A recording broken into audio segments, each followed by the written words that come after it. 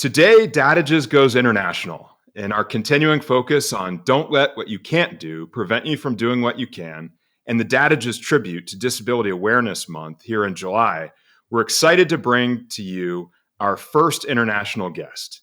Stay with us to meet a dad from down under. You know, when I was your age, go ask your mother. I know you don't like it. It builds character. How many times do I have to tell you? I'm not just talking to hear my own voice. Hello, listener, and welcome to Dadages. I'm your host, Chad Hagle, and if you are looking for some fatherly wisdom for your career, your family, or any other aspect of your life, then you've come to the right place.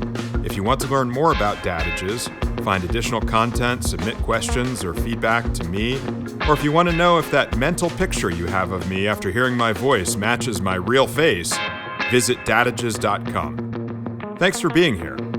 And before you listen to our podcast, please listen to your father.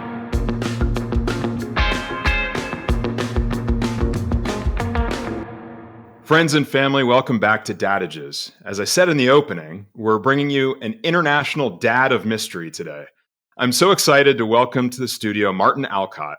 He's an amazing man and an equally amazing father, as you'll find out in the next hour. My wife and I met Martin and his wife Dana in New York City several years ago. It's been years since I've seen Martin, but it's so great to have him join us here for Dadages. Martin, welcome to the Dadages virtual studio. Well, Chad, thank you so much. Who would have thought when we sat down to brunch in New York City a couple of years ago that here I am on the Dadages podcast and your first international guest. I'm super, super happy to be here and very honored to have that role as your first ever international guest. And Martin, it may shock you as much as it shocked me to go back and put all this together. But, our meeting in New York was one of those just random chance encounters that come about when you travel the world and you just kind of keep yourself open to what might come into your life. Nina, Dana, you and I all met over breakfast in Lower Manhattan. And would you believe that that was actually 2017? It seems only like yesterday, doesn't it? I know. It's amazing how time flies. A couple of things brought us together. Obviously, we love great food. So we're in that nice restaurant having a breakfast brunch. Our wives got chatting. And of course, they are joined very, very closely by their love of designer women's clothing and women's handbags and women's shoes. We were over there watching Dylan compete in the US Open, and it was a very exciting time for us. And then we got on so well just in a couple of hours of brunch that we had dinner, I think, a few nights later on, and we've been in contact ever since. So it's really, really lovely. And we'll talk about it a little bit later, but Dana and I hope to be in the US at some stage with some of our businesses, and we really look forward to catching up with both of you, not just over the airwaves. Yeah, it's amazing that one extended brunch that we had that got extended to dinner, as you said, and here we are 6 years later. As I shared with you, Martin, in preparation for this interview, I've gotten to a point in my life where I really don't believe in coincidence anymore. I only believe in providence. And there was a reason that we came together, and there's a reason that our families have been so close for so long since that time.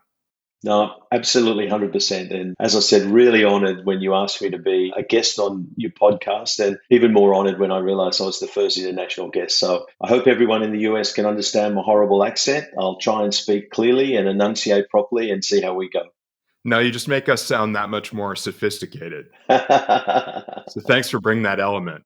One thing I noted about our ability to stay connected over these past years is sometimes I may be in that camp that regularly highlights the negative impacts that social media has had on our culture, impact on our children and the way they communicate, and the way they maintain relationships with people. But I really don't think that we would have been able to maintain the friendship that we have if it wasn't for social media and all of us stalking one another all the time on the gram.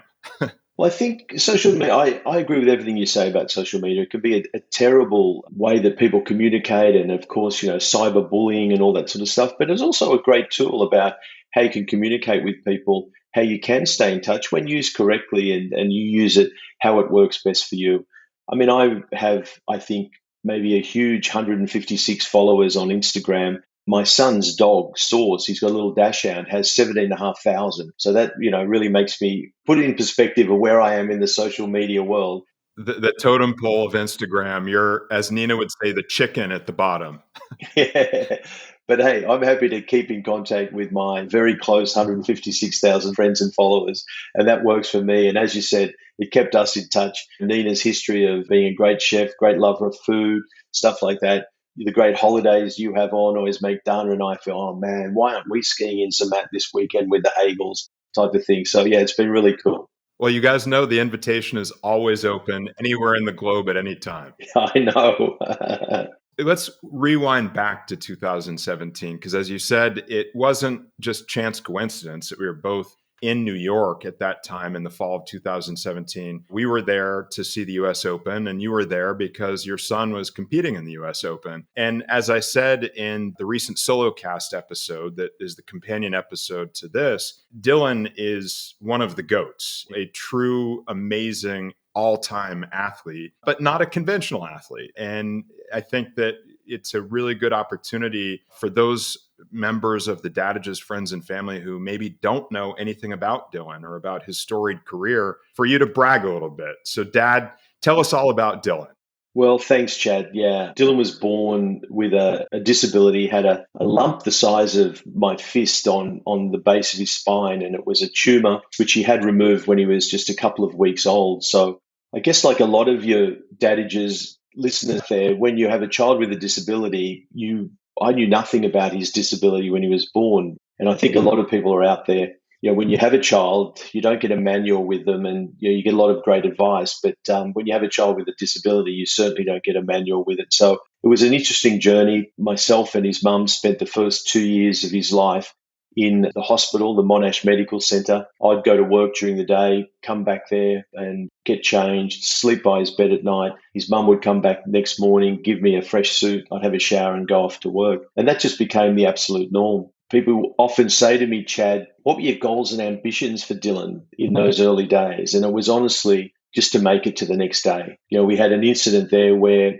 a few weeks after his first operation, his whole body swelled up. And he was like, if you can imagine that advertising, he looked like the Michelin Man. And I was there doing the nighttime duty, and we rang the surgeon at 11 o'clock, and his wonderful surgeon, Miss Lewis, said, well, I'm going to give him a lethal dose of steroids. And I said, what will that do? And she said, it'll either kill him or save him. And I remember I took a photo of him because I thought, this could be the last photo we ever take of him. And they gave him the injection, and, we sat there just waiting to see what was happening. I was checking his breathing about every 2 minutes to make sure it was still okay. And the surgeon came in at 8 o'clock the next morning, and she looked at him and she examined him and looked at his chart. And, here's his tiny little baby. He's only a couple of weeks old. And she said, Martin, you don't have to worry about this one. He's a real fighter.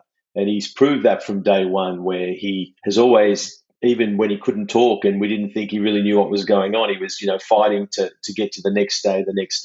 But yeah, where he is today, he has won over 25 Grand Slams in wheelchair tennis. In 2022, he completed what's called the Golden Slam, which no male tennis player has ever done. And that was winning the Australian, the French Open, Wimbledon, the US Open. And before the US Open, he won or defended his gold medal in the Tokyo Paralympics. So to do that was amazing. He was named Australian of the Year in 2022. He was a champion basketballer. In 2008, he won gold medal playing as a basketballer in Beijing and things like that. So he's a really, really great kid. He does a lot of public speaking. He has worked with myself and his older brother, Zack, in setting up a couple of great disability businesses. We have a foundation called the Dylan Alcott Foundation, where we put on every year what they're calling the most accessible music festival in the world. So he keeps us busy, Chad, that's for sure. He's always coming up with something new. He loves television, loves the movies and that. He won an award. He had a couple of shows on TV here in Australia, and he won your equivalent of like an Emmy, like for Best New Talent on TV. So his new goal is he wants to win an Academy Award. So he's got an acting coach. He's already in a couple of movies where he's voicing a character. It's a one-legged pirate he's voicing for a Disney movie called Scary Girl. So maybe you'll get me back in a couple of years on Dadages, and we'll be talking about the year he won an Academy Award. Absolutely, absolutely. We're here to follow Dylan for the rest of his career, no matter where it goes. And this is one of a series of episodes in this month of July where we'll be connecting with you and your family and following not only Dylan's adventures, but your professional ventures, which also are in the realm of disability. I want to go back to a couple of things you said, and I'm going to kind of work my way backwards. One, I don't want to gloss over one of the accolades you put out there, Australian of the Year. I mean, that's not just Australian Athlete of the Year. That's Australian Person of the Year. That's got to be some rare air and certainly something to be extraordinarily proud of. 100%, Chad. A few years ago when they started, I can't remember exactly when they started, but maybe like 30 or 40 years ago. And it's an award that you recommend people for the award, lots of people who work in the charity sector. And a few years ago, it was probably a little bit of a popularity contest where, people who had done well in sport or in various fields were given the award. But over the last 15 or 20 years, it's become a really significant award in Australia where people that have made some really great contribution in science, like the guy who invented the cochlear ear implant and things like that. And it also became a really strong award for people with some serious messages of voice, like around Indigenous matters and things like that. So when he was named the Australian of the Year, you're absolutely right. It's not just for his sporting efforts. It was for his disability work, his advocacy in that. Obviously, he was a well-known sportsman. But he was pretty popular before then. But when he was named Australian of the Year, and it starts on our Australia Day, which is like your 4th of July on January 26th for the following year. We were receiving over 1,000 inquiries a week for him to speak at events, to attend events and things like that. He did in his wrap-up speech when the new Australian of the Year was named in January 2023. He spent 269 days on an airplane going to different events and venues and stuff like that. Wow. That's like Miss America. Sometimes he'd be in the equivalent of doing a keynote in Texas, then doing one at lunchtime in Florida, then maybe doing in New York or something that evening, etc. So he really got out and about. He made some great achievements during Australian of the Year. But yeah, his sporting stuff is great. Couldn't be any prouder. But to be named Australian of the Year, to allow him to put disability in the spotlight, Chad, not just about him as a sportsman, but to put disability in it. And he was so proud of getting millions of Australians aware and talking about disability, which was his goal. Yeah, it's one of those things. It's not just an honor. It's a platform. It's an opportunity to bring something into focus, as you said. Yeah, 100% correct. And, obviously I'm very biased being his dad, but I think he did a tremendous job. He had a great team. But as you said, he was just the face of it. It was everyone else that helped him, all the Australians that came up to him at airports and at events and venues that said to him, "Hey, Dylan, really pleased that you're Australian of the Year. You've really made me think about disability in a different light and keep doing the great job you're doing," which meant more than him than anything. Let's then kind of rewind all the way back to the beginning of the story you were sharing, because amazing that he has achieved so much, but you rewind back to the beginning when the greatest achievement was surviving the first 2 weeks of life. Yeah. Everyone has a different journey and everyone has different struggles and challenges that they face with their children. And you can't compare one person's circumstances to another. But I think all of us as parents go through those frightening moments where we face either life or death or major consequential decisions with our children. As you said, there is no manual that's given to us as parents to contend with things like that.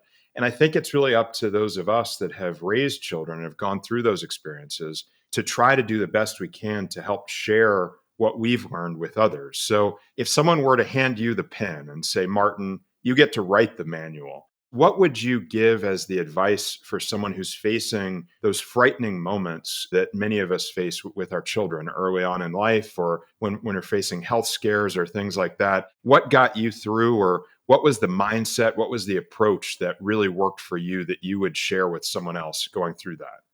To answer that, I'll tell you a very, very quick story. After his first operation, they put like a shield around his spine because the way the tumor on his spine had stopped growth and things like that. So they put this shield after they did the operation, removed the tumor, and they put this shield around. Unfortunately, after about 3 weeks, the shield became infected and they had to go in again and remove the shield. So I went down to the operating theatre with him and, I handed him over to the surgeons and things like that. And I went back into the room there's a small waiting room there, and I was just on my own, and there was a mother in there because we were in the children's, obviously, section of the hospital, and she was really upset. She was crying, and you could tell she'd been sobbing, and I thought, oh, gee, I wonder what's wrong with her, poor kid. And I said, look, are you okay? And can I get you anything? And she said, oh, no, look, I'm fine. And I'm so worried about my child. I said, is it something major? She said, oh, look, she said, we were just at home and I dropped a glass and it broke, and he got a little splinter of glass in his foot and we couldn't get it out. So they've had him under general anesthetic to get it out. And I'm so worried, and,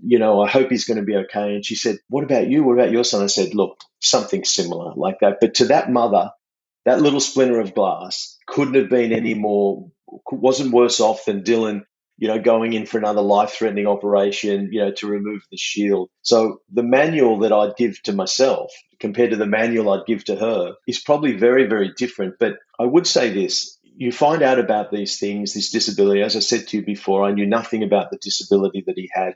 And you just learn along the way. It's almost like doing a degree in business or a degree in real estate or marketing and all that sort of stuff. You build up this base of knowledge as you move along, and you just do the absolute best you can. You get as much information. If you're unsure about what doctor was maybe telling us, we'd ask another doctor, not, to go and get 23 different diagnoses, but, sometimes that hair on the back of your neck stands up a little bit, and is this the right way to go, and things like that. And the manual would be just, you've got to absorb as much as you can, learn as much as you can, and then do what's best at the time. I mean, could we have done things differently way back? Dylan's 32 now, all those years ago in 1990 when he was born. I don't think we'd do anything all that differently, but the manual, I don't think would change very, very much. It's just get as much information as you can, make the best decisions that you can, and then try and move on.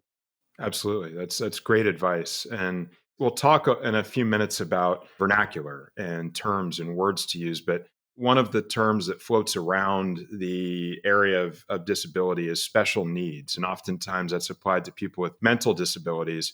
And I know that term is maybe out of vogue now and how it's being applied or used. But the reason why I come back to that term is I think every child on the entire planet has special needs because every child is special. And as a parent, you have to meet the needs of your child. And there's one of the things I remember talking to a psychologist about my two boys, because my two boys are so different from one another. And I was struggling at the time with my younger son and the connection with him and the relationship. And what he said is, raising your first son did absolutely nothing to prepare you for raising the second one. So even within a family, even if you're a professional and you've raised a kid already, it doesn't mean you're ready for the next one because every child is so special and is so unique. It is such a great way to look at it. Really, you shouldn't be talking to me on this podcast. You should be talking to my eldest son, Zack. He is the hero of our family. His mates always joke about how famous his younger brother is. And they call him the forgotten brother or the forgotten son as a joke and things like that. But Zack is the glue that holds our family together. He's got such an incredible personality. When we were having to put all this extra time into Dylan, when we were having to spend every weekend for 2 years with Dylan, it was very difficult at the time to devote time to Zack. And he's never to this day, Zack's 35, he's never complained. He's never said, oh, why didn't this happen? Why didn't that happen? And Dylan is the luckiest kid alive to have a brother like Zack. It takes a very strong, very confident young man to exhibit that level of self-reliance and tolerance for a situation like that. So that sounds amazing.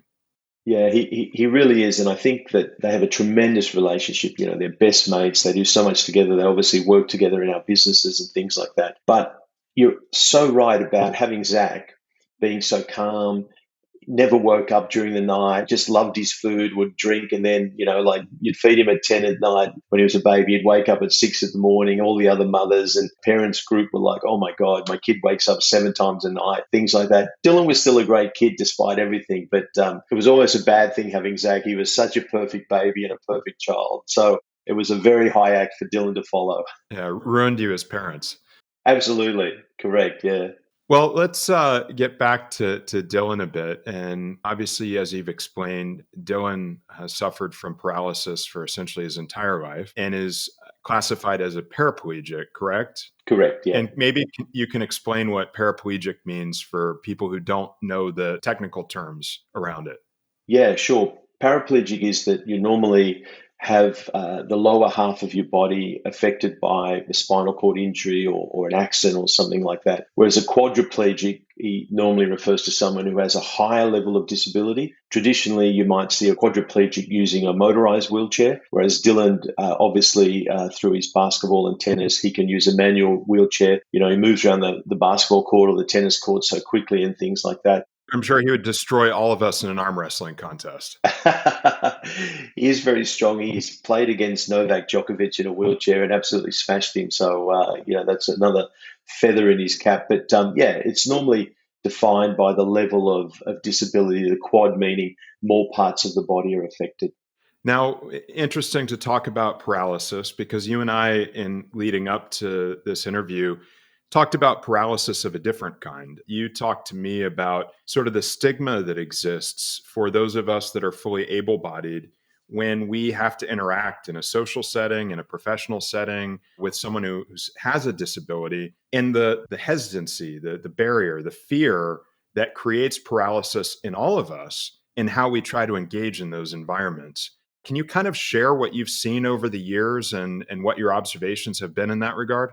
It really comes down to people's awkwardness around disability and not understanding it, not in a bad way, but not understanding it in as much as I don't want to do the wrong thing, say the wrong thing. So quite often it's not spoken about or people don't approach someone with disability. The example I always give is Dylan, for example, is a wheelchair user. He's at the local grocery store. He's trying to get something off one of the higher shelves. And invariably, there might be some of the shopping center staff around Dylan. And you can see them thinking, should I go and ask if he needs help? Is that condescending or demeaning if I ask him, does he want help? And invariably, they quite often do nothing and just let him sort it out. Meanwhile, you or Nina will come up behind him and say, "G'day, mate, can I give you a hand there? Oh, yeah, could you pass me the olive oil off the top shelf there?" You'll pass it to him. Do you need a hand with anything else? No, I'm all good. Thanks for that. And you move on because you don't have an awkwardness about disability. And it's the same in life. You're at a party, you see someone in a wheelchair, you see someone who's an amputee or someone who's blind or low vision. They might have a service dog or a white cane or something. What do? Do I ignore them? Do I go up and talk to them? I don't want to say the wrong thing. I don't want to upset them. Oh, look, maybe I just won't do anything type of thing. And I think that's the biggest challenge people with disability have. I mean, Dylan being a wheelchair user, it's probably the most visible disability, but there are many people out there that have invisible disabilities. They're neurodiverse, they're deaf or hard of hearing, blind or low vision. So it is more challenging for them because especially people who are on the autism spectrum who outwardly quite often do what's called masking. So they're interacting at a normal level, but they're sitting there and their own minds going, "Oh my God, I hate crowds, but I do want to be at this concert or this tennis match," and things like that. So disability is diverse. I mean, in Australia, 20% of the population have a disability. In the US, it's 22%. So nearly 75 million Americans have a disability. That's a lot of people. That's a large percentage of your population. So I think everyone needs to get in their mind that you're going to meet people with disability. You're going to meet people that have either acquired their disability through an accident or something like that. They were born with their disability. And they are just normal people wanting to live their best life, wanting to travel, wanting to go to the movies, wanting to meet someone and fall in love with them. And they're just absolutely normal members of society. All the same goals that all the rest of us have in life. That's no different. Absolutely. I mean, Dylan just wanted to be like his big brother and play sport. Tried swimming and table tennis and a few things that he could do early. And then he started playing tennis. And in the early days of his tennis, he hit the ball over the net 3 times. And we were cheering like he'd won Wimbledon because he got the ball over the net 3 times. And then, got to number 5 in the world as a tennis player, as a junior, and then switched over to basketball, won a couple of medals, a gold medal in Beijing, decided to go back to tennis and things like that. But all the time, his brother was playing basketball. His brother was playing Australian football, Australian rules football. His brother was, going out. His brother was going to school. His brother was catching the train to a concert, going to watch a football match. And Dylan just wanted to be like his big brother. When you talk about interactions with other people, you said something to me that made me really think, and it's kind of sad in a way. I think the way you put it was oftentimes the best way to avoid making a mistake when you're in an unsure situation like that is to do nothing at all and to not engage. And that creates that barrier for able-bodied people being able to engage and have positive, productive, meaningful relationships with people who have disabilities. Yeah, it's really true, Chad, because we all, number one, don't want to make a fool of ourselves. We don't want to come across as that person at a party where you do something really bad and everyone's talking about it the next day, or talking about it around the water cooler at work or something like that. Well, in these days, they could be broadcasting it on social media in our cancel culture, and you could get canceled for doing the wrong thing. Yeah, exactly right. We had a commentator here on, very well-known person. He hosts a game show, Millionaire Hot Seat. I know you guys have that show. Well, it probably came from the US. We copied it like we do most of the US television. He's very, very well-known in our national football circles and things like that. And they were it was a big football match, and they got a member of the public who was a fan of one of the teams entered a competition and flipped the coin and tossed the coin at the beginning of the match. And this commentator made a comment like, "Oh, gee whiz, like these people know they're going to flip the coin. They should do a better job of it." And the coin barely went up in the air and things like that. Anyway, she had multiple sclerosis, and she was picked out specifically because she had a disability. She was a great thing, and that was the best job she could do of flipping the coin. Now, this commentator didn't know that at the time, absolutely, and he apologized. Absolutely, like it was completely inappropriate to make that comment. I wasn't aware of the thing. It was an offhanded, flippant comment that he made.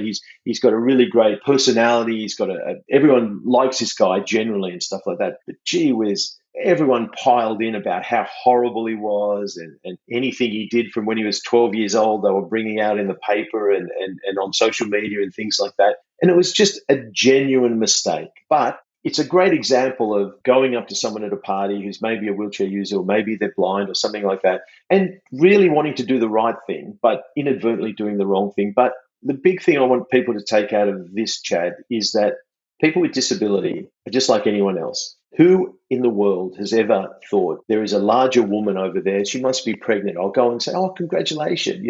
When's the baby due?" "Oh, I'm sorry, I'm not pregnant." I mean, Yeah, that's a tough one. It is our greatest fear, isn't it? It is our greatest fear of doing something like that. But you know what? I'm sure that woman would say, "Look, you're right. I do need to lose a bit of weight," or something like that. People with disability, if it's a very gracious woman, yes. I'm not sure about Nina and Dana, but anyway, people with disability are the same. If you go up and say something, they'll say, "Hey, listen, thanks anyway." And let me give you a classic example. You've asked me when we were talking about it to give a couple of tips about when you meet someone with disability. Well, one of the things is if you go up to meet someone, you say, "You know what? There's someone in a wheelchair user over there. I want to go and say hello." So you go out and you walk up and you say, "G'day, everyone. Hello, I'm Chad Hagle." And you stick your hand out to shake hands. This person mightn't be able to move their arms to shake your hand, or their disability with their hands, they mightn't be able, to, in a traditional sense, shake your hand. They would say something to you like, "Hey, what about a fist pump, Chad?" They might be able to fist bump, or they might say, "Chad, great to meet you. I'm not a big handshaker, but hey, thanks for coming over and say hello." You might feel a tiny little bit awkward, but you've done the right thing. You've done nothing wrong. And the person with disability, they will be gracious enough because they don't have a sign saying, "I'm not a handshaker, can't lift my arms up, don't come and talk to me, happy to meet you." But, so in that situation, don't be embarrassed and just, say, "Hey, great to meet you," and carry on with the conversation. In our post-COVID world, the handshake is no longer a guaranteed thing anyway. There you go. Anyone who's able-bodied even, there are plenty of people I know, particularly in areas like California, where there's still a lot of emphasis on social distancing, even at this point, where people say, I don't shake hands anymore. And I don't think they ever will again in their lifetime. Yeah.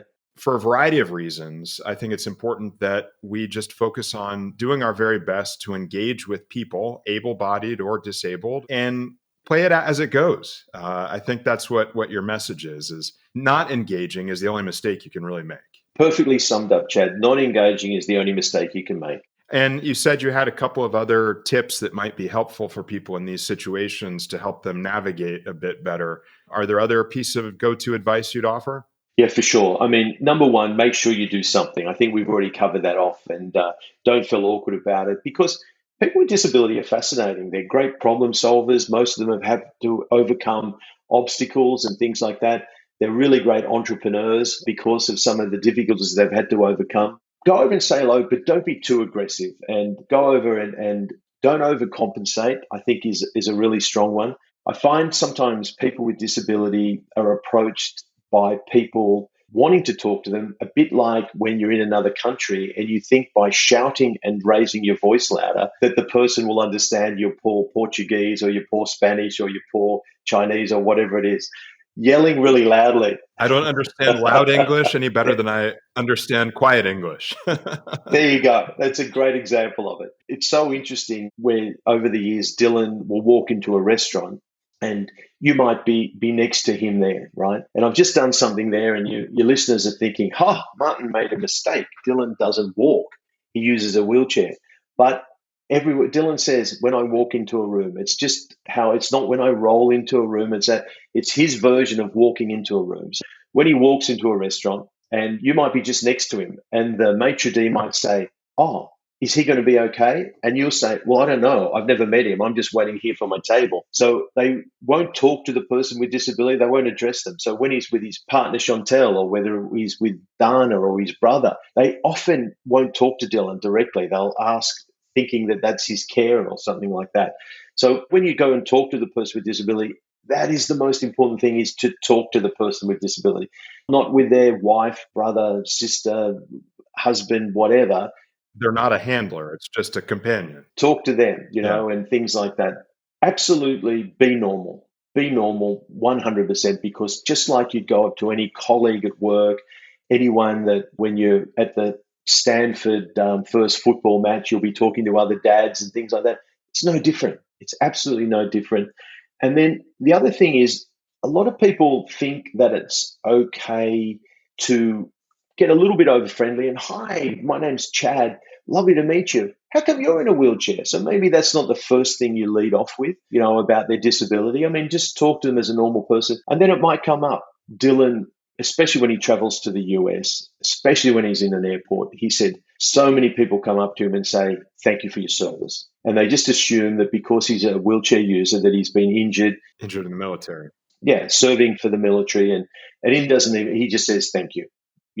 Can I buy you a drink? That would be lovely.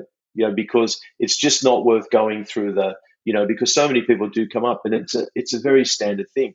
Just don't talk about their disability straight away. But if they bring it up, or if you say, listen, I'm curious to know, were you in the military or something like that? And they say, no, I've never been in the military, but I was born with my disability. That's a really cool way to do it. But the biggest thing is just be normal. They're just, normal people and things like that. It's really interesting, and it was interesting for me because we employ over 50 people with disabilities in our organization. In talking to people who are deaf or hard of hearing but are profoundly deaf, and they use, we call it Auslan, the sign language that people talk with. Okay. I think you call it American Sign. Yeah, ASL. That's correct. Yeah, that's correct. So when I'm talking to you, Chad, if you're the person who's deaf and the interpreter is to your right, the normal feeling is to talk to the interpreter, but you don't. I talk to you. Hey, Chad, what's going on? And the interpreter, the person with disability, you'll look at the interpreter, see what they're interpreting. They go, hey, Martin, I'm great. And obviously the interpreter's talking back. But it is difficult to get that cadence and rhythm when you first start doing it. We've got some people that work with us all the time that's so natural now, and it's very easy to do. But first time, really, really challenging. Yeah, I can relate to that because, as you know, I'm working in Central Europe now, and I'm often meeting with people who don't speak English, particularly, and I'm not meeting with people who are businessmen, but I'm meeting with landowners, maybe farmers or people like that we're trying to buy property from in rural areas of Poland. And there's always an agent who speaks both English and Polish who's working as an interpreter. But one of my greatest skills that I've developed over years in business is body language and kinesthetics and reading people to understand not just what they're saying, but what they really mean. And if you're talking to the interpreter and you're not looking at the person that you're actually talking to, you miss half the conversation because most communication is nonverbal. And so I think that's really good advice for anyone in a circumstance where you're dealing with someone with a different language, whether it's sign language or a foreign spoken language. Chad, I think it's such a great call because it's universal when you tell them the price for these incredible shopping centers you're building for them, that look of shock when when you tell them that price. I think it's universal, no matter what. And you don't need an interpreter to know that, wow, I think I've just overstepped the mark. I better pare that back by a couple of billion. So I think it's very, very easy. No, I don't think I've ever met a landowner that I've offered more for their land than they were expecting. The look of "that's not enough," Chad, is universal, no matter Yeah. what language they speak. Well, let's talk a little bit more about language, because one of the things you and I spoke about leading up to this interview is the vernacular. And I think that there is terminology that goes in and out of vogue over time as the language evolves around disabilities. Maybe you can kind of walk us through a few things that maybe are wrong words to use, right words to use, meaning similar or the same things, or things that have changed over time where maybe certain language was accepted at a certain time point, but now it's evolving in a different direction. Can you give us some examples of that and help our friends and family understand a little bit better?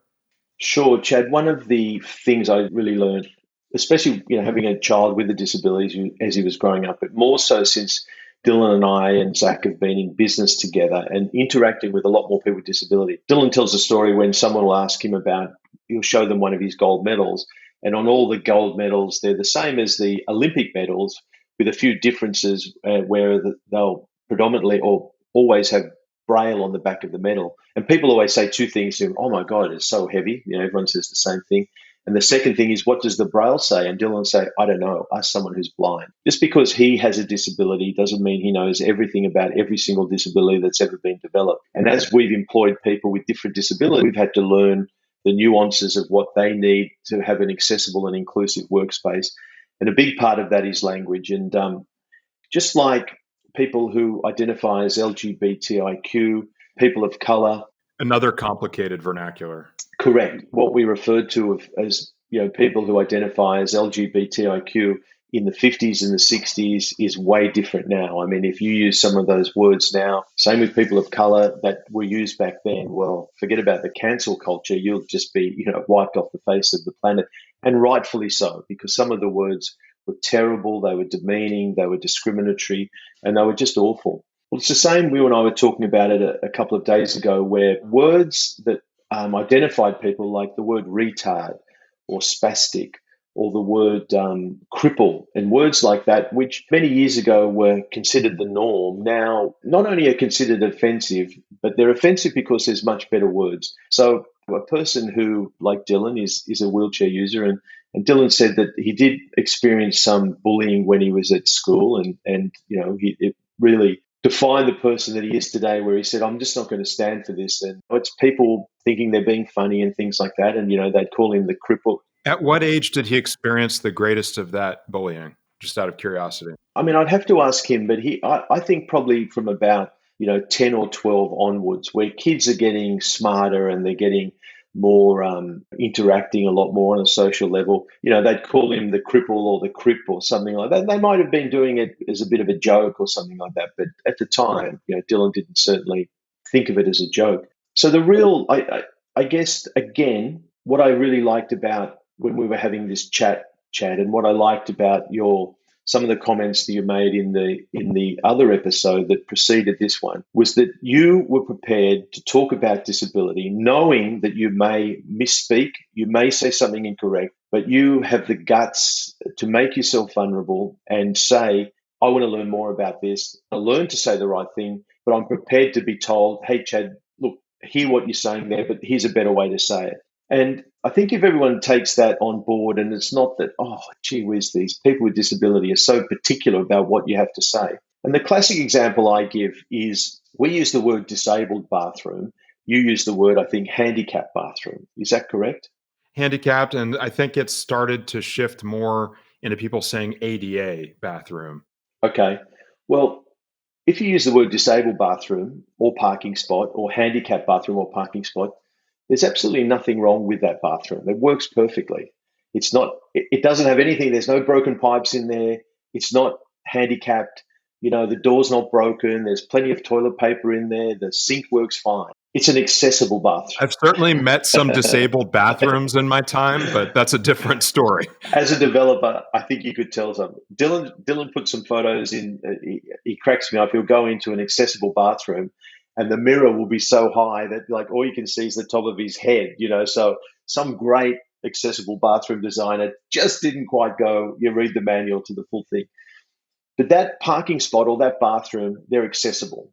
And they're accessible to Dylan, but they might also be accessible to a mother who's got a baby and two small children, and that's a more convenient bathroom for her to use. It's accessible to someone like you, Chad, who maybe had a bit of a skiing accident and you were on crutches for a couple of weeks because you blew out your knee or something. It's accessible for you.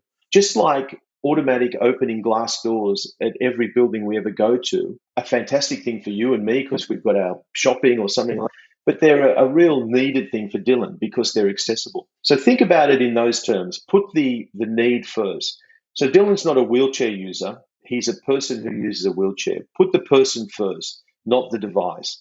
So he's not a wheelchair user. He's not a guide dog user. He's not a white cane user. He's not a hearing aid user. He's a person who is deaf or hard of hearing. They're a person who is blind or low vision. So if you just think about it in those terms, I really don't think there'd be too many people. Of course, there's some people, in their 80s and 90s that you grew up with the word cripple and retard and things like that. And then what we want to do is cut out that sort of language.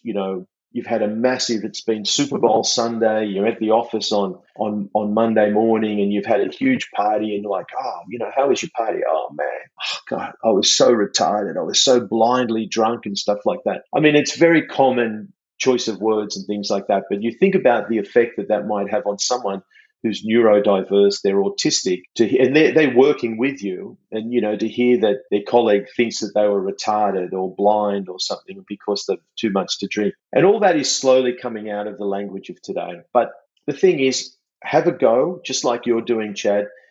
Try and do the best you can. And the person with disability will say, hey, hear what you say about a handicapped bathroom, but it's actually the best way to talk about it is an accessible bathroom. And it makes real sense, doesn't it? Yeah, absolutely. Yeah. It's certainly logical. I think describing amenities, describing things rather than labeling them, and similarly looking at a person always as a person first that has certain attributes rather than being defined by the attribute. Again, you've summarized that really, really well. There used to be a terminology out there, wheelchair bound. We used to have a bit of a giggle about that. We didn't get Dylan up in the morning, strap him or bind him into his wheelchair, and that's what it is. But there are some people who are more highly, have a quadriplegics that have a high level of disability that might be strapped into their wheelchair, but they're not bound to that wheelchair. It's how they get around, just like you and I wear a pair of trainers or something like that. They'll use a mobility device to make it better for them. A great friend of ours who I really want you to meet, a guy called John Register. He's an incredible athlete. He was in the top 20, I believe, in the world when he was younger. He went to the University of Arkansas. John's a person of color, and he was in the elite military athletes program in the 110-meter high hurdles. He was Olympic bound and training so hard. Training early one morning, it was cold. He went over one of the hurdles and slipped and damaged his leg so horrendously and damaged the nerves that they were irreparable.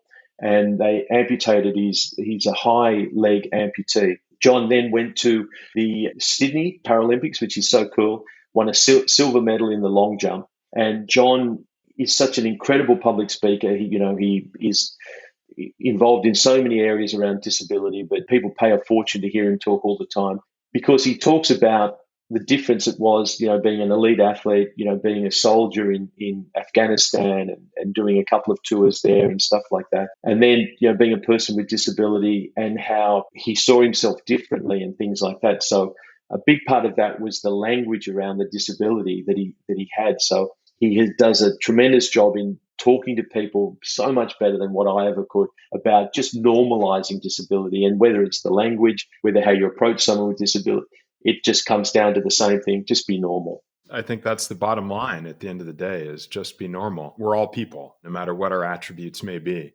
Yeah. Speaking of that, let's learn more about what makes up Martin as well. Yeah. We've spent a lot of time talking about Dylan, talking about the great work that you've done and the focus on helping our friends and family understand disability better. Thank you for sharing all of that. I'm sure it's been very, very helpful for everyone who's listening in. But I want to rewind some and talk about, because I believe that one of the things that I've learned in my life is that God doesn't bring challenges into our lives unless he knows that we're capable of handling them. And so I've heard enough about your upbringing, but I want to hear more, and I want to share more with the friends and family about your origin story and everything that prepared you from early in life to bring you to that moment when you faced, that crisis in the first couple of weeks of Dylan's life that prepared you to tackle that, to take it on, and to be the right father for him for the rest of his life.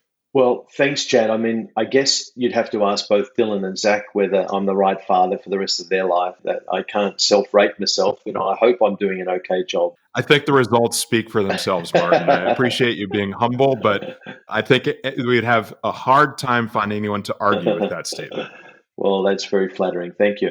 It's interesting. When I was growing up, I never met my real father. He and my mother separated when I was just a young baby. So I've seen some photos of me with him, but I was just a baby and have never met him or heard from him, since I was a young child. So as I grew and got a little bit older, I was, lucky enough that my mother remarried, and I had a wonderful stepfather who was a doctor, and he was someone that took myself and my elder sister in and treated them as his own. And it was very lucky from that perspective. And you actually, when we were chatting the other day, reflected on the fact that, and I'd never even thought about it, the fact that I had a doctor as a stepfather, a father. I never called him a stepfather, and it did help prepare me for some of the challenges with Dylan. Although when he was born and the first 17-hour operation had been done, and Dad flew down from Sydney. We live in Melbourne. It's an hour flight away. It's like LA to San Francisco. He came in and he met with a surgeon and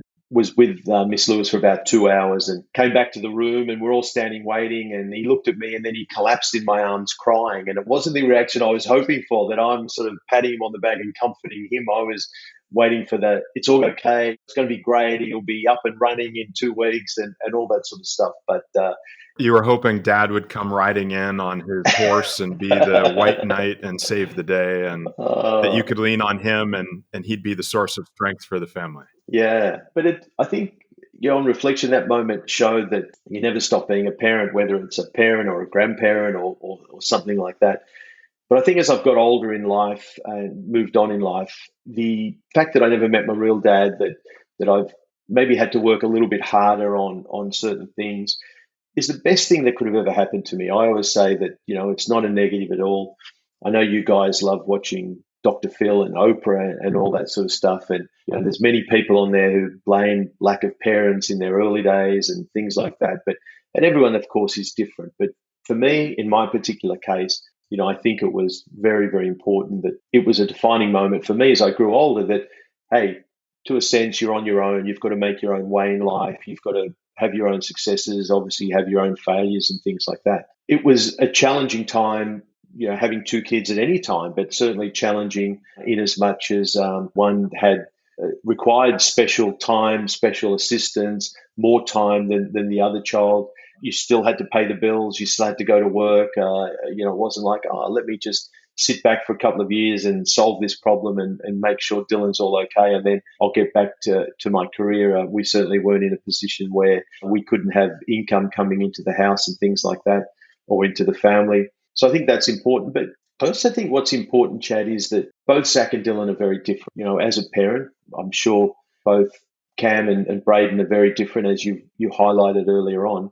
And I think, and certainly as I've got older, it's made me realize that you've got to give them time to do what they want to. And I think one of the greatest compliments Dylan has ever given myself and his mother as parents was that we didn't wrap him in cotton wool. He was allowed to do things. And actually, Zack should be the one complaining. We probably wrapped him in cotton wool like you do with your first child. Dylan was 14 and traveling the world with a tennis coach. If Zack had have said, Dad, can I travel the world and play tennis? No way. Like, get to your room, and I'm not letting you catch the train into the city on your own, let alone travel around the world. So, for Dylan to have the disability and to be doing all these things, again, as I said, Zack was the trailblazer for Dylan. But certainly as a parent, don't wrap him up in cotton wool. One of the hardest things I've ever done, you might laugh at this, is after he won gold in the Beijing Paralympics, he got headhunted by the Canadian national coach, a guy called Mike Frogley, who was also the head coach at the University of Illinois in beautiful downtown Champaign-Urbana. Yeah, so he got a scholarship to play wheelchair basketball. And I went over to Champaign-Urbana in August, and I set him up and spent multiple dollars and trips to Walmart, getting everything decked out in blue and orange and what have you.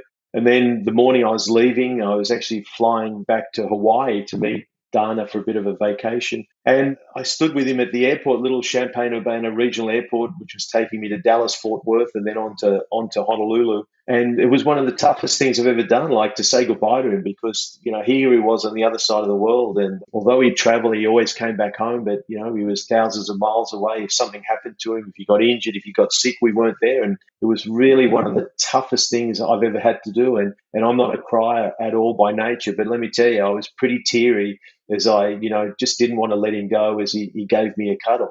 Now, for him, he'd tell a different story. He'd been to about 7 frat parties the night before. He'd barely got out of bed to see me off. He said, "Oh, I'll come to the airport with you, Dad. I'll catch an Uber back." He stunk of alcohol and probably couldn't wait to get rid of his old man because, college life was looking pretty fresh. So I think there were 2 very different people at that airport that day. For you, it was a sad goodbye, pulling at the heartstrings. For him, it was just, get out of here, Dad. Yeah, pretty much. You've been here 2 weeks. You've overstayed your visit by about a week and a half. The room's all set up. I don't need any more microwaves or fridges or what have you. What I found out later on, Chad, was that the university system, if you have a student with a disability and they were part of your fraternity, you got like an extra payment from the university, a couple of extra $1,000 a year that went into your account. And all he had to do was say that, this kid, so he was going to the Hispanic frat, he was going to the Jewish frat house, he was going to all these different I said, "What are you doing? Like going to all these different things?" So he was the moneymaker. There you go. He was having a great time in his first, what do they call it? Rush week, I think they call it. Yeah. He was a very popular kid during Rush week. I really appreciate all the support I get from people. When he won Australian of the Year, they said, "You must be so proud." And of course I am. I'm proud of both my sons, super proud of both of them and the achievements they've done. But really, I think I said to you when we were chatting previously, I provided some DNA, I provided housing, I provided education, clothing and stuff like that. They're both the incredible sons they are because of their own drive and determination. And, I think I'm 1% of Dylan's success, and really, it's 99% up to him of what he's done. But it's always nice to be recognized and spoken about. Well, it's an important 1% for sure, even if the number is that small. And I think I heard you share something with me that I thought was really powerful and meaningful, which is you said that if there's one thing that you feel you really conveyed to your sons, it's the message that there's nothing you can't do and there's no problem we can't solve. And it's pretty clear to me that they heard that and that they're living that. And that's part of their being and part of their lives and the way they live now. Where did that lesson come from in you? Where do you feel you cultivated that spirit, that can-do spirit, and then how do you see it in them today? Yeah, Chad, you're absolutely right. If that's the one thing I've passed on to both the boys, I'll die a really happy guy, and I do see it every day with both of them. When I was about 15, my birth mother and I had a bit of a fractious relationship. She had some tendencies toward not being happy with herself, and that translated out. And I just one day decided that I couldn't take it anymore. I just left home. So basically, as a 16-year-old, I was fending for myself. I got a part-time job and still went to school and stuff like that. And again, people could look at that and think, wow, that's pretty tough. And my circumstances changed later on. And I went and lived with my stepbrother, which totally changed my life for the better. But for that period of time when I was just looking after myself, going to school, wanting to get an education, it was pretty tough. And I think that was a great lesson for me that this is what I want to do. I mean, I did always want to become a lawyer. I never, ever ticked that off because I didn't have the ability to go to university because I sort of had to look after myself to a certain extent. Although I'm 60, they say it's never too late. So I might, become a 65-year-old lawyer somewhere. Never too late. I think that showed me that, you've got to problem solve for yourself. You can sit in the corner crying, or you can lament, "Oh, poor me," or something like that. And again, there might be some people in similar circumstances that haven't had the success that I've had or didn't have the opportunity that I have. And I really feel for those people, but I'm only talking about my own circumstance. And I remember Dylan had an operation, Chad, and the register, to the surgeon was doing the preparation, and they were putting a catheter in him. And at the end of the catheter during the operation, there's a little balloon they blow up. So it keeps the catheter inside the bladder and the urethra. And the unbeknownst at the time, but the registrar, before it got to the end of Dylan's urethra into his bladder, he blew the little balloon up too early and it ruptured Dylan's urethra. And he was having an operation, nothing to do with his waterworks or his plumbing. It was something else. And they got us into the recovery room, and they asked us, because we used to catheterize Dylan ourselves when he was younger, and we couldn't do it. And before the operation, I'd seen his urologist, a guy called Robert Yardley. I'd seen him in the corridor, and we would see him all the time when we'd take Dylan for appointments. And I thought to myself, I need Robert Yardley. And although I don't think it was at the time, but if you can imagine the theme of Mission Impossible humming in my head, I ran down the corridors looking for him. I ran into the car park and I found him in his car about to leave. And whilst I didn't quite, slide Tom Cruise-like across the hoods, I said to him, Mr. Yardley, I said, we need your help. And he said, I've got to get some. I said, I need you to come with me now. And anyway, he, luckily enough, came back. He operated on Dylan again, which was the best possible thing, because if we had waited 24 hours or 48 hours, he wouldn't have been able to get the result he did. Could have been irreparable damage, yeah. Correct, yeah. And it was just good luck that, Mr. Yardley was still there. And maybe some of your listeners are thinking, wow, this guy's a full-on nut job, going and basically dragging the doctor out of the car. But I knew it just had to be done. I knew that it was important to make sure that for Dylan's best result to get this done. Now, if Mr. Yardley had already left, we would have tried something else, of course. But it was just, that. And I think that was a problem that I solved. I was lucky. It all worked out for Dylan and things like that. But I think sometimes we always say a little bit, you know what, not to worry. We'll try that next time. It didn't work out this time. I think if you maybe just push that little bit harder, try and get a better result, whether you're a parent, whether you're in business, whether you're in a relationship, whatever, I think sometimes you can get a better result. Well, two things come to mind when you say that. One is specifically in the realm of medicine. I think what people are often far too afraid to do is aggressively advocate for themselves. No matter how good your doctor is, you know your body better than anyone else does. And people are often unwilling to assert themselves in a medical environment out of deference or respect for the medical providers. But you had a very extreme example and heroic example of self-advocacy or advocating for a child, a minor. And I think that it's really, really important that people hear that and understand there's nothing wrong with advocating for yourself in a medical setting. The other thing that I heard you saying, and it resonates really strongly with me, because it's really the Hagle family's driving force that we always say. Part of our family culture is there's the old expression of recognize and control what is within your control and don't sweat the things that aren't within your control. But we add sort of the third pillar of that, which is do everything you can to shift things from the second column into the first. Move things into your control so that you can seek a better outcome rather than being a passive participant in your own life. Yeah, it's a great way to look at it, Chad. I think in business, it's really important. You cannot always solve every problem, but what is the best outcome you can get from that problem, I think is a good way to look at it. The best outcome on that day with Dylan was to get Mr. Yardley back there, but then we'd have to look at, okay, what's option B? When I say both Zack and Dylan are great problem solvers, I think they look at option A, B, C, how can we do it the best way and things like that. And of course, it doesn't always work out perfectly. It doesn't always get you the result that you want. But at least you can sit with yourself at the end of the day and say, well, yeah, it didn't quite work out how I'd hoped, but gee whiz, it's better than what it could have been. I think if you can sit down and say that at the end of the day, maybe you'll be happier with yourself. So you mentioned a business environment. One of the other things you shared with me leading up to this interview is a different challenge that you created for yourself, which is going into business, but with not one, but two of your sons. Tell us about those adventures and what it's like working in the Alcott family. Well, I bought one of those T-shirts that says, I don't need Google. I have two sons that tell me everything I need to know. It's very, very true. We had a colleague that worked with us, and she said that in the beginning, when we would have meetings, like board meetings and stuff like that, it was like sitting at the Alcott family dinner table while everyone was arguing and yelling at each other.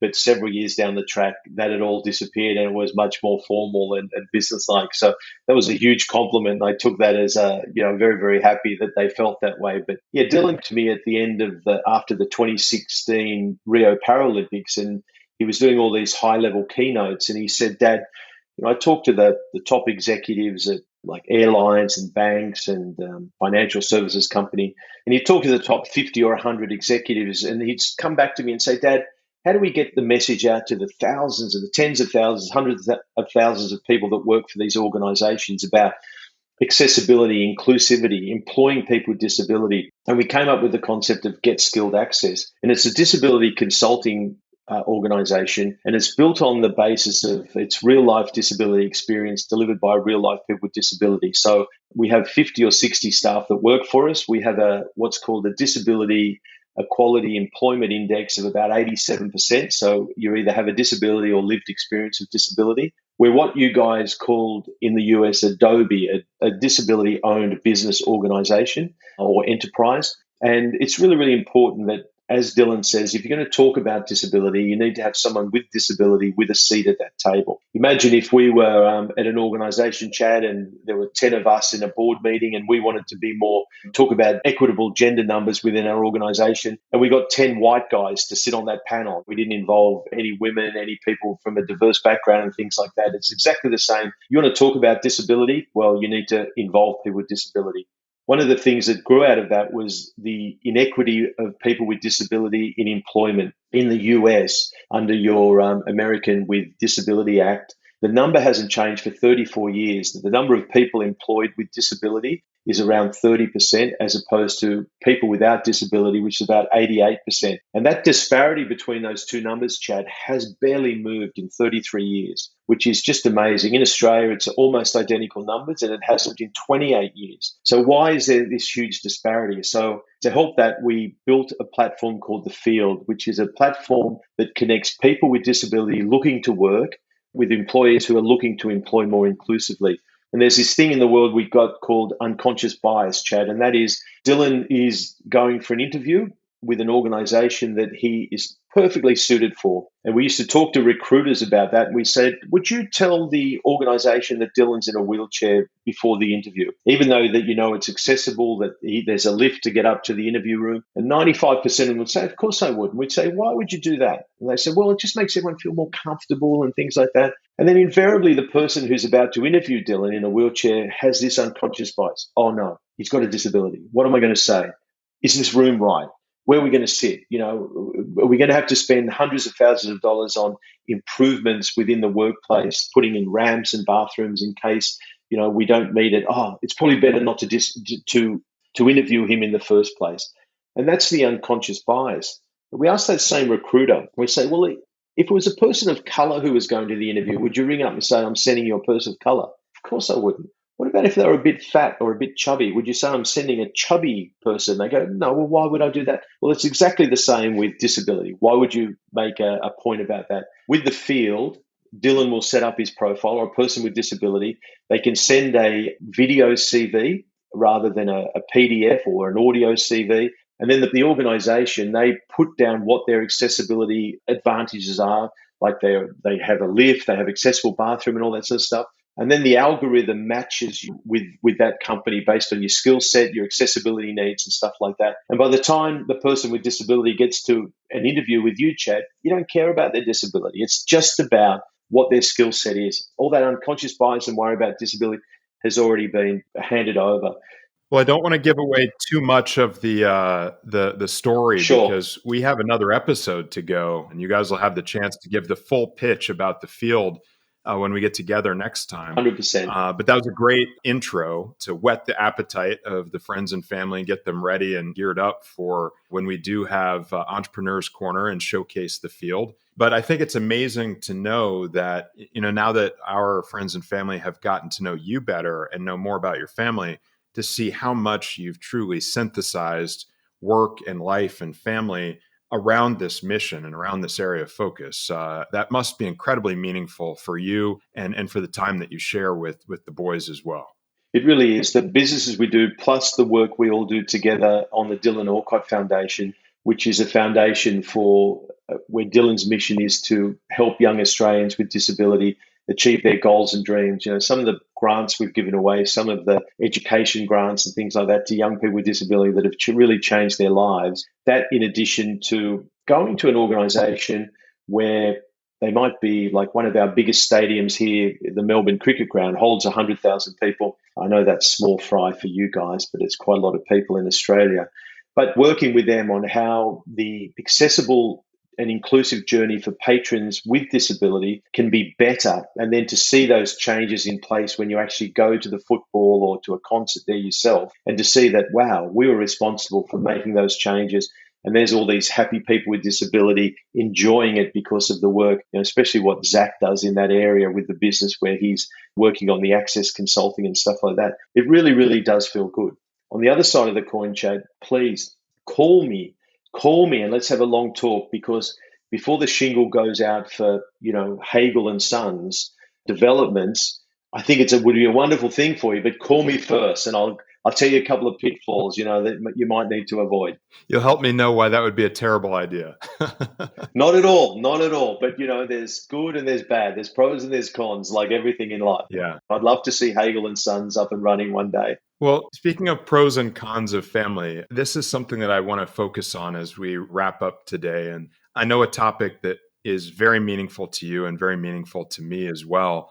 And you've talked about how changes in life, changes in family, divorce, a parent that's not in the equation, how a lot of people can look at those things as an excuse, as a crutch, as a justification for why they don't do something or why they don't achieve to a certain level or why they're incapable of doing something in their lives.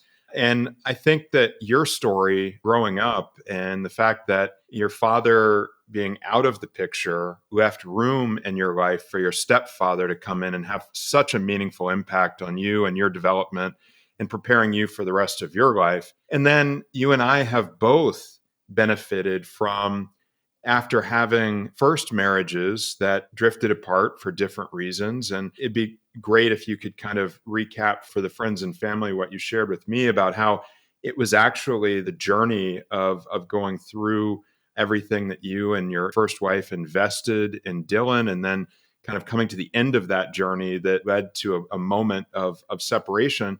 But that wasn't a loss. That just left the door open for Dana to come into your life, just as Nina has come into mine. And you and I have both seen now how amazing the role of a step parent can be in helping us raise our two boys. Maybe you can talk about those subjects, because I find them so heartwarming and so fascinating for both of us. Yeah, you and I, first of all, we're batting well above our average, Chad, in the beautiful partners that we have. We're very, very lucky. I do thank my lucky stars every day for that one. Yeah, Dylan is the luckiest kid on earth because his mother, you talk about destiny, and she is the most wonderful mother and left no stone unturned in making sure Dylan, everything was done, for him. If they said, you need to crawl on your hands and knees 1,000 miles to make Dylan better, she would have done it. There was nothing there. And he's very lucky. Both the boys are very lucky to have such a wonderful mother. When Dylan was born, and when both the kids were born, but especially with Dylan, there was nothing that could have separated us in terms of the way we thought about raising the boys, about making sure Dylan was okay from a medical point of view and stuff like that. But as Dylan got more independent, sort of 15, 16 and stuff like that, we realized that we had different goals and we had different objectives that we wanted to do. And we did grow apart and unfortunately separated, which was really tough for me, coming from a family where I'd never met my father and I was always a stepchild and things like that. The last thing I ever wanted to do was divorce. But on reflection, in hindsight, it was not only the best thing that could happen to both of us, but also in meeting Dana and remarrying and having such a wonderful, partner. She's the love of my life and being very, very lucky to have, such a wonderful second chance of marriage. And the relationship he has with the boys is incredible. Wasn't so good from the start with Zack. He struggled a little bit with it because although he liked Dana, he felt that maybe he was, being disloyal to his mum by liking Dana so much. But we soon got over that, and she has an incredible relationship with the boys. Dana and I haven't had any children of our own. It was a decision that Dana made that She was happy with having two wonderful stepsons who she loves more than life itself. And things that the boys do with their mum, they do different stuff with Dana. They ask Dana about different stuff they know that she's got a great skill set for. So extremely lucky. And the families all get on now. We spent Christmas with our extended families. The boys' mum was there and Dana and I were there and Dylan's partner's family were all there and stuff like that. So it's good that we're in a place like that. I know not everything goes as smoothly, and in the early days, it certainly wasn't as smooth as that, but it's nice as we all get a little bit older that everyone can enjoy life moving forward and be happy. Well, and it's non-linear. There are obviously always twists and turns along the way to building a blended family relationship. That's not one for which there's a manual written either. Look, I think you're absolutely right. And, one of the points I do quickly want to make is that having a child with a disability was certainly not the factor of myself and Dylan's mum, the boy's mum, breaking up. If anything, it bound you closer together. But on the other side of the coin, I do know many families that have children with disability, especially kids that are neurodiverse, and it is very, very challenging, Chad. And the fact that some of them do break up because of the child's disability, some people don't handle it as well as others. And I really have heartfelt appreciation, support for them. People might say, wow, how could you break up when your kid's got disability? But it is challenging. And as I said, especially for kids that are neurodiverse, have behavioral challenges and things like that, it is hard. So I have utmost respect for families, however they exist, especially when you are dealing with the challenges around disability. Yeah, we have to remember that as parents, we're still human. We don't suddenly become superhuman just because we're mom and dad, and we all have our limitations. Exactly. As we've talked about, having those bonus parents in your family increases your capacity and your ability to lean on them even more. And I know how magical it's been for our family and for yours as well. So it's great to hear those stories and great to hear how everything has fit together. We'll look forward very much to continuing to learn even more about you, about your family, learning about the field, seeing what we can do as Dadages to offer advice, perspective, and guidance as you're looking to grow your business and enter more heavily into the US market after having been very successful in Australia. I think it's going to be a great opportunity in our next episode to connect and have that experience. And I know that the Dadages friends and family will really be looking forward to that and will take a lot from it as well. This has been fantastic. I've really enjoyed having the time to reconnect. I've learned even more about you than I've known the last 6 years. And sometimes it's great to peel back some of the layers of what we have in a normal social setting, of what we talk about, what we don't talk about when you're just having casual, engaging conversation, and really get to some of these really meaty and meaningful topics. It's really been special, and I appreciate you being so forthcoming and sharing so much with me and with the Dadages friends and family here today. And one last thing that you'll get a chance to share is I want to get the very best, worst dad joke from down under that you might be able to share with our audience. Well, there's so many, Chad. There's just so many great ones. I mean, we could do a whole couple of podcast series just on that. But I went with one which is a favorite of mine, and it's quite topical. And that is, when I was a kid, my mother told me I could be anyone I wanted to be. But it turns out identity theft is a crime. Yes, that would be a crime. I'm assuming in Australia as it is in the United States. Very much so, very much so. But based on your theory of you can do anything you want to be, I thought that was maybe appropriate. And listen, I've loved our chat today. I hope your Dadages audience isn't bored by all my stories. I hope I didn't use the word mate too many times. Like I said, we're learning new language every day, and this has been great. It's been wonderful to connect with you and to share these wonderful stories, and look forward to talking to you again and seeing you again very soon for our next episode. Same here, Chad. Look forward to it. Yeah, and until then, to the rest of the Dadages friends and family, I'll remind them, Dad may not always know what he's talking about, but he sure can sound like he does. Thank you for listening to Dadages. If you enjoyed this episode, remember to visit Dadages.com and subscribe to the Dadages podcast to get notified for future episodes. You can rate or review on Spotify and Apple Podcast. Why? Because I'm your father, and I said so. Just a little respect is all I ask for. I put a roof over your head and food on the table, and what do you do? No, tell me exactly what do you do, because I am doing everything. I'm paying for everything. No, get back here. Get back here right now.